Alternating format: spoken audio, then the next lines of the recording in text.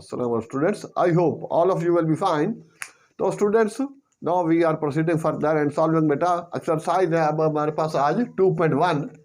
ठीक है, पहली ज़रा ये हो गया है तरतीब आगे पीछे हो गई है थोड़ी सी, क्योंकि 2.3 और 2.4 वी हैव डन ऑलरेडी जी। तो बेटा इसके अंदर ये दे रखा है उसने क्वेश्चन नंबर 1 के लिए। हाँ बेटा यूनिट 2 है मैट्रिसेस एंड डिटरमिनेंट एक्सरसाइज 2.1। ठीक है, फर्स्ट मैथ है। तो अब न्यू मैथ थी ये, तो इसमें है बेटा specify the type of each of the following matrices. ठीक है, मैट्रिसेस या फिर डिटरमिनेंट्स लिखा है उसने।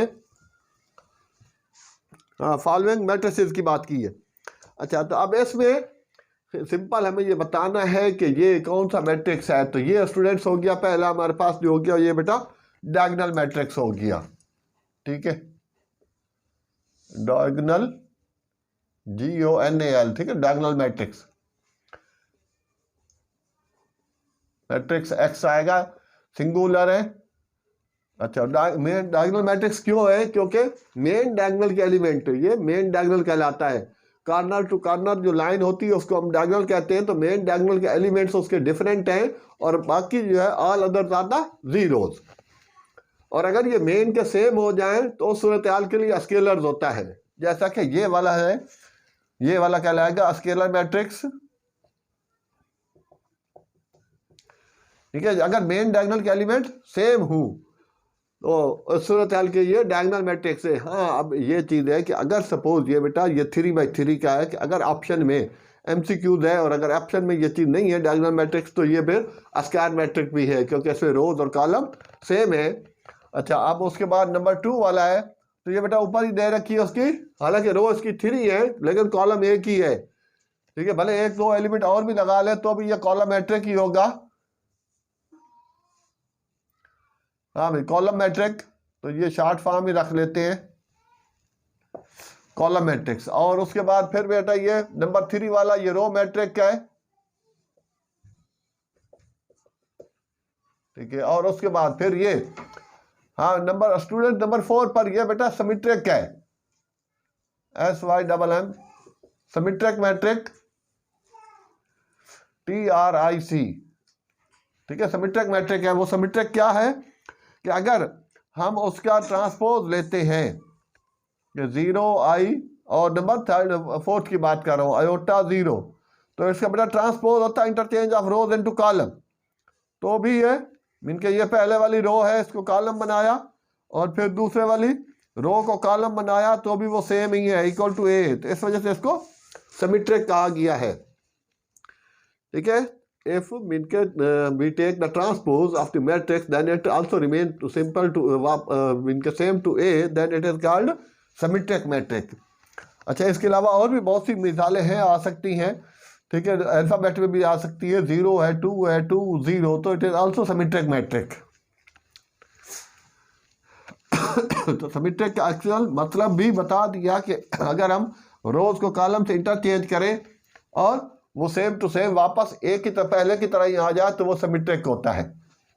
अच्छा, अब उसके बाद फिर बेटा ये नंबर 5 वाला, ये बेटा हमारे पास यूनिट मैट्रिक क्या है? यूनिट या फिर identity, identity matrix of order, इनकी आइडेंटिटी I4 लिख दें। और अगर 1 0 0 1 तो ये आइडेंटिटी होता है, इसको हम I2 लिखते हैं। आइडेंटिटी मैट्रिक या यूनिट मैट्रिक अगर 1 0 0 0 1 0 0 0 1 वो हो जाए तो फिर वो I3 हो जाएगा, आइडेंटिटी मैट्रिक या यूनिट मैट्रिक। ठीक है, ऑफ ऑर्डर 3, ये है ऑर्डर 4। ये था फर्स्ट वाला। अच्छा, अब के ये वाला स्टूडेंट्स, ये हमारे पास बेटा इसको हाँ लेंगे तो भी ये वो चीज़ सेम रहेगी, ये भी सिमेट्रिक हो गया और स्क्वायर भी या सिमेट्रिक भी सिमेट्रिक मैट्रिक। ठीक है, यूं लूँ ऐसे रखूँ फिर यूं लूँ ऐसा रखूँ तो सेम टू सेम आएगा, ये भी सिमेट्रिक है। और 4th वाला भी सिमेट्रिक है। 7th वाला जो है वो स्केलर मैट्रिक्स है। तो ये थे स्टूडेंट्स इसके नाम। अब इसके बाद अगले के भी नाम ही हैं, जिसके बाद 7th 8 है। हाँ ठीक है बेटा, ठीक है।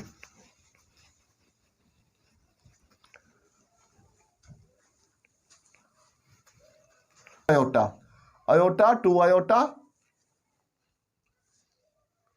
हाँ बेटा, ये हर्मिटिशियंस या हर्मिटेंस भी इसको कहते हैं।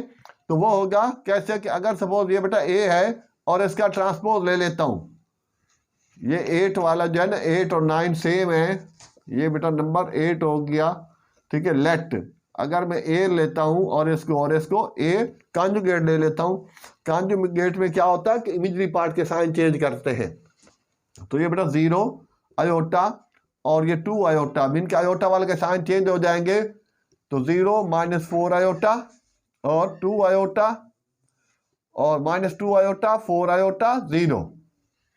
तो जो जो थे 0, ठीक है, माइनस माइनस प्लस माइनस और 0 माइनस माइनस प्लस माइनस। हाँ, अब इसके बाद ये बेटा लिया मैंने कॉन्जुगेट, कॉन्जुगेट के बाद ट्रांसपोज ले लूँ।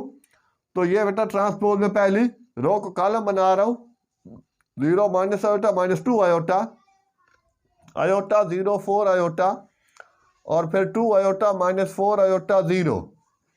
ये वापस एक की तरह हो गया है।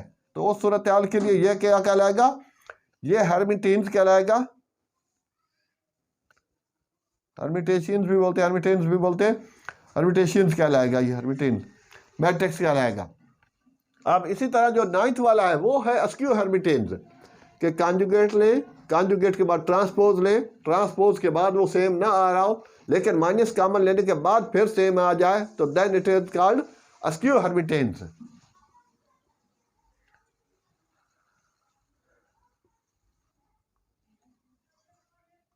ठीक है, अस्क्यू हर्मिटेंस हो जाएगा ये वाला 9th वाला। ये तरीकेकार है, इसमें एक स्टेप मैंने डायरेक्ट नाम नहीं लिखा, सिर्फ ये बताया है क्योंकि आगे भी चल के इसका आ रहा है क्वेश्चन, डिटेल के साथ आ रहे हैं ज़्यादा से ज़्यादा जो सिमेट्रिक और अस्क्यू सिमेट्रिक है। अस्क्यू सिमेट्रिक में भी यही होता है कि ट्रांसपोज ले, ट्रांसपोज लेने के बाद अगर सेम आ रहा है तो सिमेट्रिक, और अगर ट्रांसपोज लेने के बाद सेम नहीं आ रहा और माइनस कॉमन लेने के बाद फिर सेम आ रहा है, ट्रांसपोज भी हो और फिर माइनस कॉमन लेने के बाद वापस वो ओरिजिनल ए के इक्वल आ जाए, तो then it will be skew symmetric.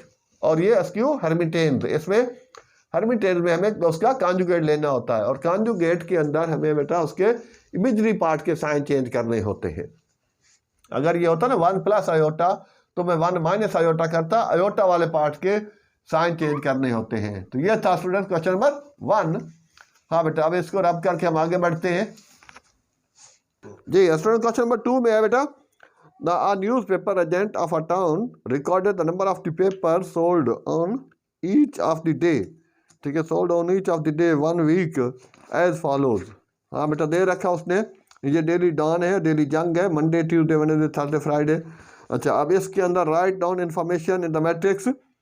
तो ये मैट्रिक्स की फॉर्म में सिंपल हमें उसको बनाना है कि ये हो गया 80 90 और उसके बाद बेटा 100 95 और उसके बाद 85 75 और 70, ठीक है ना, आखिर में 70 है।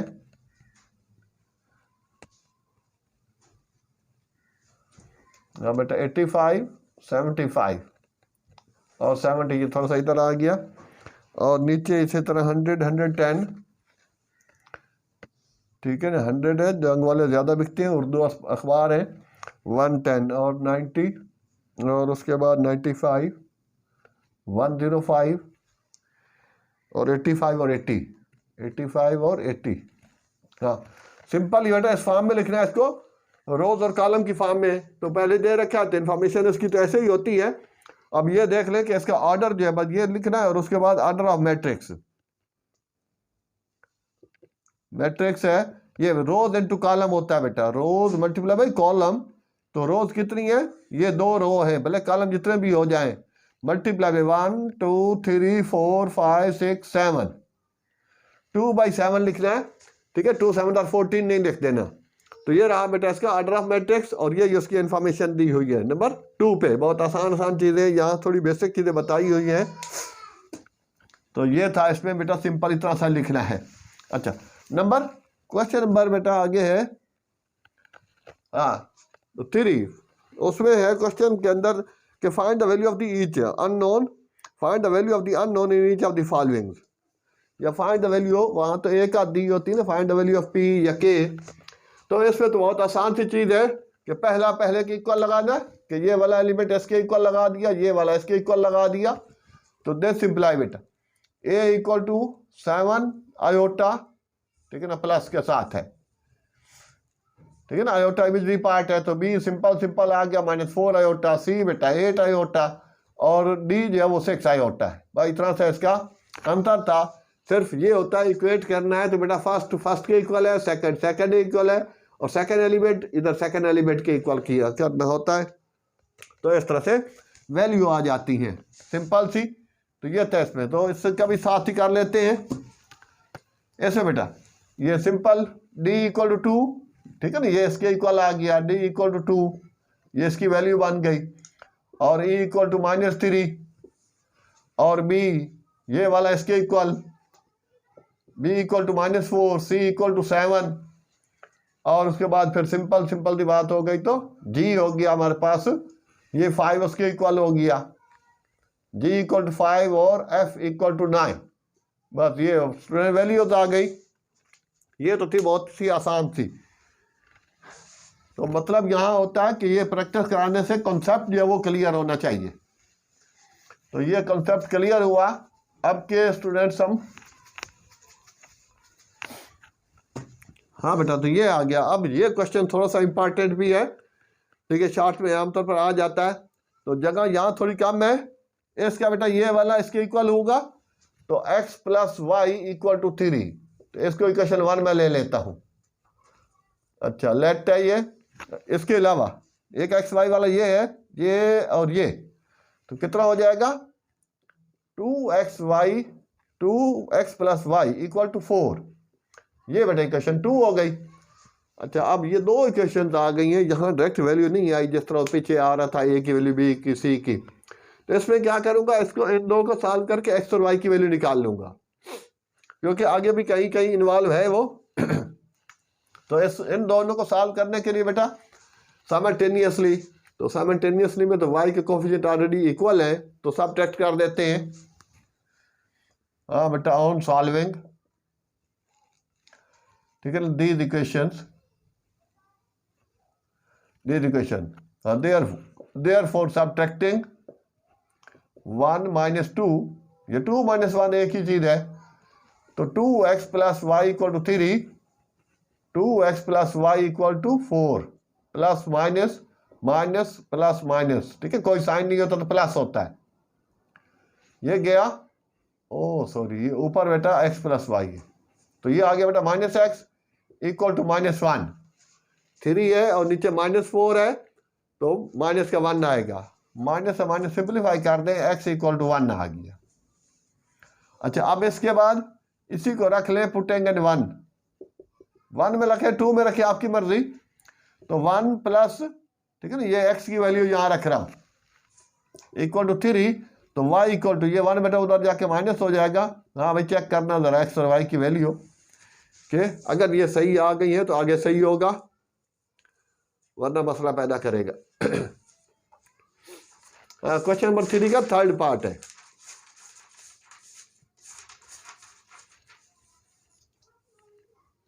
a = 1, अच्छा, a = 1, x = हाँ 1, सही है, y = 2। ओके बस ठीक है।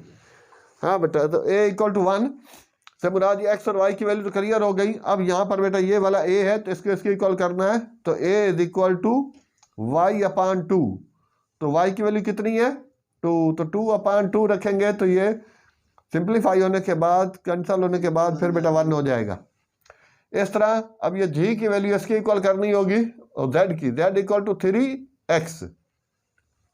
अब x की वैल्यू पुट कर दें, x की वैल्यू 1 है, ये वाली x की वैल्यू यहाँ पुट की है मैंने, तो z = 3, सही है, ये 3 ही थी ना, हाँ 4 थी, सॉरी, x की, y की, z की और a की। तो ये थी स्टूडेंट्स इसमें फर्स्ट वाला क्वेश्चन नंबर 3। हाँ, अब इसके आगे 4 की तरफ बढ़ते हैं। हाँ जी स्टूडेंट्स, इसमें क्वेश्चन नंबर 4 है बेटा, ठीक है, एक्सरसाइज 2.1 का ही। तो उसमें बोला है उसने कि फाइंड द ट्रांसपोज। तो ट्रांसपोज तो सो सिंपल, आसान सी चीज़ है बेटा, interchange of rose into column of matrix is called its transpose. तो ट्रांसपोज हो जाएगा, रोज को कॉलम बना दूंगा। तो ये बेटा ए लेट ए कर लिया, ठीक है, ए करें ना करें डायरेक्ट इसका ट्रांसपोज भी लिख सकते हैं। तो ये यू रो है, यू कॉलम बना दूं 4 3 6, तो ये ट्रांसपोज हो गया। इस तरह इसका ट्रांसपोज बेटा ए ट्रांसपोज लेट ए करना पड़ेगा, कर ले या डायरेक्ट भी लिख सकते हैं, जरूरी नहीं कि ए लूँ, ये ले ए नहीं लेते तो डायरेक्ट इसका ट्रांसपोज, तो यहाँ वर्ड लिखना पड़ेगा, ठीक है ना। ट्रांसपोज इक्वल टू, हाँ बेटा, तो इसमें 2 आयोटा 5 आयोटा और -3 आयोटा, ये थोड़ा इंडिकेशन दे रहा हूँ ताकि आपको आसानी रहे समझने के लिए। तो इसको बेटा यूँ मैंने ये भेज दिया, ठीक हो गया। तो ये रोज कॉलम में हो गया, तो ये इसका ट्रांसपोज कहलाया। 0 -6 आयोटा और 2 आयोटा, साइन वाइन चेंज नहीं होगा, सिंपल रोज को कॉलम या कॉलम को रोज बना दे। तो इसमें लेट ए ले लेते हैं आमतौर पर, तो वो आसानी रहेगी। और ए ट्रांसपोज, तो सिंपल ये बेटा कॉलम मैट्रिक्स है, तो रोट 8, ठीक है, ए ये यूँ है तो यूँ कर देंगे 8 3 -4, तो ये इसका ट्रांसपोज। सिंपल इसमें बेटा लेट ए कर लें तो ए का ट्रांसपोज, ठीक है, ट्रांसपोज नहीं लें तो वर्ड लिख दें ट्रांसपोज इक्वल टू, हाँ बेटा, तो ये यूँ है तो यूँ कर दूंगा -2 iota iota 5 iota 7 iota 2 iota -5 iota, ठीक है, साइन वाइन चेंज नहीं होगा, सिर्फ इंटरचेंज होगा रोज इनटू कॉलम या कॉलम इनटू रोज, ठीक है। ये वाला कॉलम ले लूँ और यूँ बना दूँ तो भी वही चीज़ नज़र आ रही है आपको। तो सेम लाइक अगले भी बेटा को बहुत आसान से है, तो ये चीज़ ठीक है, साथ साथ छोटी मोटी चीज़ भी बताते जाए। तो समटाइम्स ये होता है कि कुछ बच्चों की बेस वीक होती है, कुछ तो आसान है, हो सकता है वो, ठीक है, लेकिन पहले क्वेश्चन 1 to 4 बेसिक है, बेस चीज़ है। हाँ, तो स्टूडेंट्स आई होप कि you have gain a lot of, तो एट द एंड बेटा यही आपको कहा जाता है कि लास्ट जाने वाली है हमारे पास, तो कि आप प्लीज़ चैनल को लाइक सब्सक्राइब ज़रूर कर दें। और इसके अलावा बेटा फर्स्ट एंड फिजिक्स के न्यूमेरिकल भी है हमारे चैनल पे, हमारा सोल्यूशन हो चुका है। सेकेंड एंड मैथ तो बहुत ज़्यादा की है, नई मैथ उसका तो अबव आई थिंक 70-80 से अबव लेक्चर्स हैं, और ओ लेवल मैथ भी है। तो जहाँ तक हो सके शेयर करें स्टूडेंट्स। ओके, थैंक्स, अल्लाह हाफिज़, बेस्ट ऑफ लक।